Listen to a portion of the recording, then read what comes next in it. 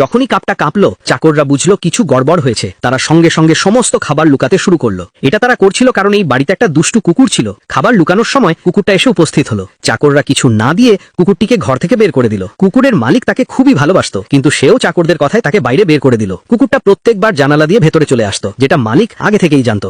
আজ বাড়িতে অতিথি আসার কথা ছিল, আর তাদের জন্যই সব খাবার প্রস্তুত করা হচ্ছিল। ঠিক তখন কুকুরের চোখ পড়লো এক জঙ্গলি খরগোশের ওপর। কোনো ভাবনা না করে সে তার পেছনে ছুটে গেল। গার্ডেনে পৌঁছাতেই সে টেবিলে থাকা অনেক সুস্বাদু খাবার দেখতে পেল। সে নিজের জিভ চাটতে লাগলো, আর ঠিক সেই মুহূর্তে মালিক অতিথিদের সঙ্গে ছবি তুলছিল। কুকুরটিও সেখানে গিয়ে বসলো। তার মুখে ছিল একটি লেগ পিস। মালিক দেখলো টেবিলে সব খাবার ছড়িয়ে ছিটিয়ে আছে।